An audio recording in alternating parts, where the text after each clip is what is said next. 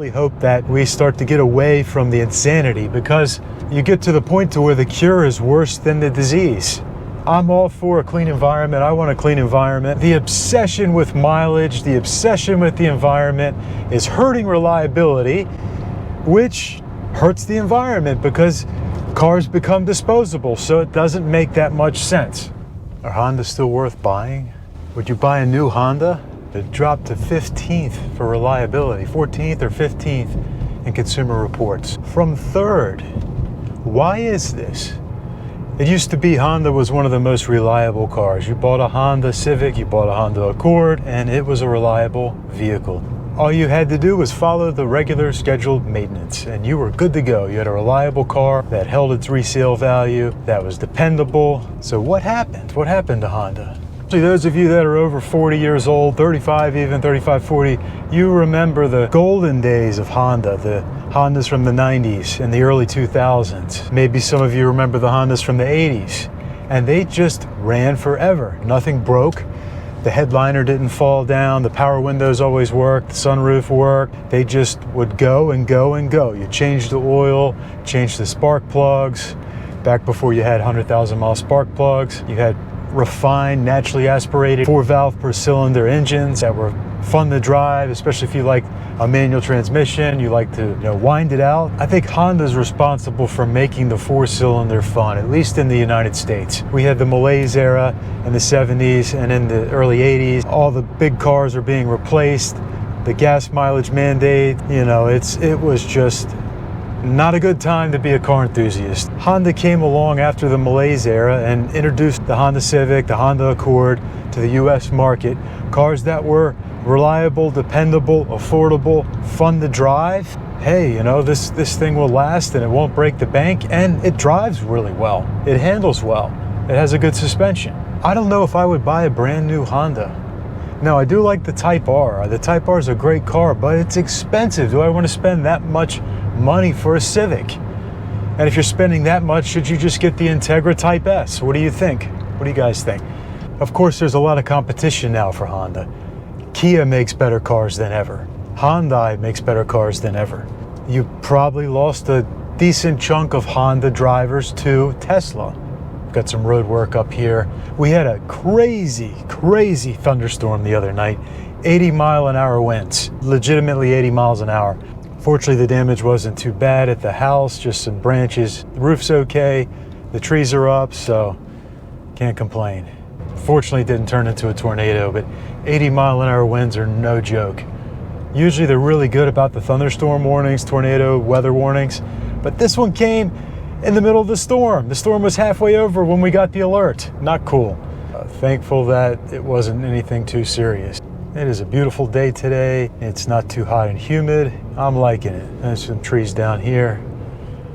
Definitely down from that storm, I'm sure. Honda doesn't make nearly as many manual transmissions anymore. They've introduced the CVT transmission. Well, it's been around for a while, but you know what I'm saying. They're putting it in everything, and they are not as reliable. They're not as fun to drive. I'd rather have an old school automatic like this 5-speed. I'm not kidding. I never thought I would say that, but I'd rather have that than a CVT.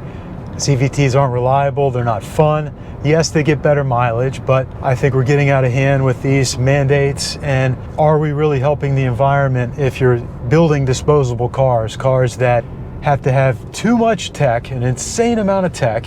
Honda should have never dropped the 6-speed manual in the Accord. Honda should have never dropped the 10-speed auto in the Accord. I will say this, the Civic Hybrid, I think it looks like they've done that right. It has the bigger motor, the 2-liter in it, 200 horsepower, and you're getting what? You're getting torque for the first time in a Civic. You're getting a decent amount of torque. It looks like a normal Civic. It doesn't look like a Prius or something wacky. I know people like the design of the new Prius, but I'm not crazy about it. I think that, yes, it just looks a lot better than the old Prius, but it still looks like a Prius to me. No way I would buy the new Accord right now if the only engine choice is the 1.5 liter turbo. Now the 1.5 in a Civic, okay, a CR-V, okay. But in the Accord, you want to have the option of something a little bigger. And the 2-liter turbo Accord was fantastic. You could get the 10-speed, the 6-speed manual. They both perform really well. They're great for modifications for the aftermarket, lots of good support. You could turn it into a real monster if you wanted to, if that was your thing. So everything is over-engineered now, over-complicated. The obsession with mileage, the obsession with the environment is hurting reliability, which hurts the environment because cars become disposable, so it doesn't make that much sense. And I really hope that we start to get away from the insanity, because you get to the point to where the cure is worse than the disease. I'm all for a clean environment. I want a clean environment. I can't stand pollution. At the same time, every car doesn't have to get 70 miles to the gallon. We need to have fun cars. And fun cars can still be environmentally friendly. It's definitely a very interesting time to be an automotive enthusiast. And if you're older like me and you're not a fan of EVs, then it can be kind of depressing seeing your favorite cars go from naturally aspirated to turbo to electric, and that's how it's been. All the good naturally aspirated stuff, you know, from Ferrari, Lamborghini has gone turbo or hybrid, and Porsche. Yes, they still make some naturally aspirated cars. Porsche, you have the GT3. Porsche's introduced a hybrid for the first time, and there's talk about the all-electric Porsche. I don't want to live in a world where every car is exactly the same, you know? I mean, that's not any fun. I never thought I'd be driving around in a car like this, which is like a grandma spec Honda Accord, and think to myself, I like the engine in it, it's naturally aspirated, it's a V6. I do think Honda will turn it around. I do think they'll find a way to make their vehicles more reliable. They will figure the 1.5 liter out if they haven't already. It's in just about everything. What year did Honda start to lose it? What was the breaking point for Honda? Comment below. I do think the designs of their cars, the fit and the finish, has improved recently. I think the fit and the finish on the Civic is as good as it's ever been, if not better. It's a sturdier looking car now, especially the SI and the Type R. I think the new Accord looks okay. I'm just, once again, why isn't there at least a 2-liter option? I do not understand why they did that. It makes zero sense to me to get rid of the 2-liter engine. And I do think that in the Type R, the 2-liter should have at least 340, 350 horsepower. It should have more power. And then they should bump the power up on the SI. But they're too obsessed with mileage. But it would be nice to see Honda make a comeback, make more fun, sporty cars that don't cost an arm and a leg, because the Type R is expensive. Integra Type S is expensive, if you can get one. Would I really buy a Civic Si when I could get the Kia GT5 with I think it's called the GT5. Correct me if I'm wrong. The Kia with just under 300 horsepower. I could almost get that for the price of the SI. I could get an Elantra in for a little more than the cost of an SI and have a much more sporty vehicle. Do you guys think Honda's going to make a comeback with regards to reliability? Will they be in the top 3 again? Or do you think they're just going to coast out where they are and be kind of mediocre or average when it comes to reliability? Then you have to wonder how they perform these studies and these surveys, because I do feel like a lot of people buy Hondas and Toyotas because they think they're bulletproof, and they neglect the car, don't take care of it. And we've seen it where people will buy a Honda, buy a Toyota, and they never change the oil. They change the oil every 10, 15, 20,000 miles even. And that's gonna hurt any car, especially the newer turbo cars. You gotta change the oil in them. And that could be a problem if you don't do that.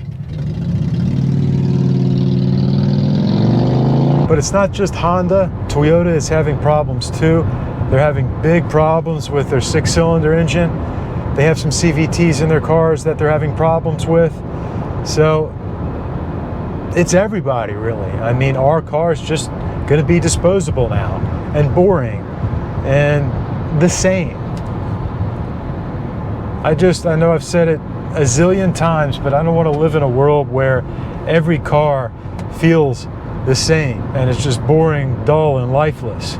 I don't know about you guys, but this isn't exactly the future I wanted, the 1.5 liter as the only option in the Accord.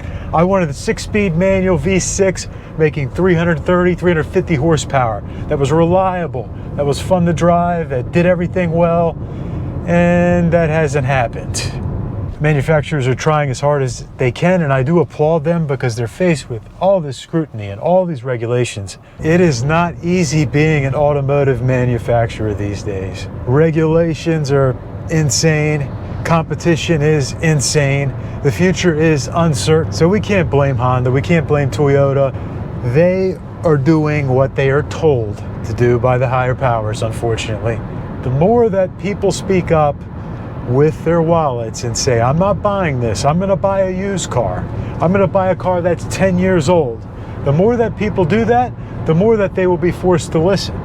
And they're starting to listen a little bit. They're starting to realize this EV thing isn't happening as fast as we would like. Not everybody's sold on EVs. Maybe EVs aren't really that good for the environment after all. We're starting to see some of that. And I'm not saying that EVs shouldn't exist. I just want them to be more fun. I want them to have a soul. I want them to have personality. I want electric vehicles to be different, you know, and to make cool noises. Why can't they just make cool noises?